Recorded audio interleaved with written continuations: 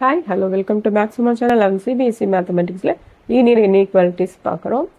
Linear inequalities exercise 5.1 first 4 sum பார்த்துட்டோம். இப்போ அடுத்த 4 சம் பார்க்கலாம் நம்ம.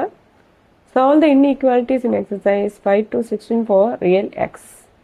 So fifth sum 4x + 3 < 5x + 7 ரெண்டு பக்கமும் வேரியபிள் இருக்குது. ஸோ அப்போ எக்ஸ் எல்லாம் ஒரு சைடு, நம்பர்லாம் ஒரு சைடு எடுத்துகிட்டு போனால் வேலை முடிஞ்சுது. ஸோ 4x + 5x இந்த பக்கம் வந்தால் -5x + 7 + 3 இந்த பக்கம் வந்துச்சுன்னா -3. அப்போ என்ன ஆகுது? -x < 4. ஸோ ஏற்கனவே நம்ம ஒரு சம்மில் பார்த்தோம், எக்ஸுக்கு வந்து மைனஸ் இருந்துச்சுன்னா என்ன ஆகும்? சைன் சேஞ்ச் பண்ணிங்கன்னா சிம்பிளும் சேஞ்ச் ஆகும். ஓகேவா? ஸோ அப்போ ரியல்னு கொடுத்துட்டாங்க. ரியல்னு கொடுத்துட்டா அப்போ -4லேருந்து ∞ வரைக்கும். ஓகேவா? சொல்யூஷன் தான் ரொம்ப முக்கியம். அடுத்தது 6th one. So 3x - 7 > 5x - 1. ஓகேவா? அது கிவன் எடுத்து எழுதியிருக்கோம். 3x - 5x -1 -7 இந்த பக்கம் வந்தால் +7 ஆகிடும். அப்போ 3x - 5xனது -2x > 6. இப்போ மறுபடியும் நம்ம பாருங்கள், எக்ஸுக்கு மைனஸ் நெகட்டிவ் இருக்குது.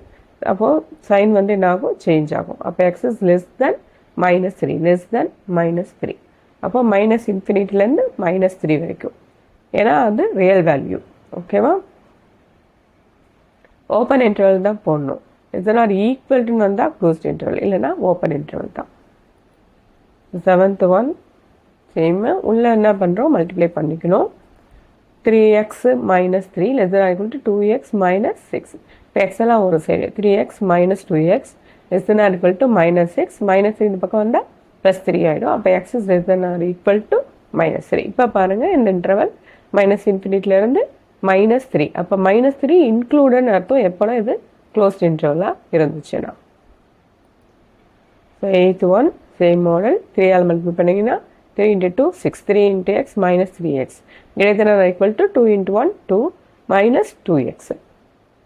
அப்போது -3x -2x இந்த பக்கம் வந்துச்சுன்னா +2x 2 + 6 இந்த பக்கம் வந்துச்சுன்னா -6. அப்போ என்ன ஆகும்? -x > -4. ஸோ சைனு நீங்கள் கண்டிப்பாக எக்ஸுக்கு நெகட்டிவ் சைன் இருந்தால் சிம்பிளும் என்னாகும்? சேஞ்ச் ஆகும். அப்போ x is < > 4 < இருக்குது. அப்போ க்ளோஸ்ட் இன்டர்வல் -∞ to 4. ஓகேவாம்மா? தேங்க்யூ.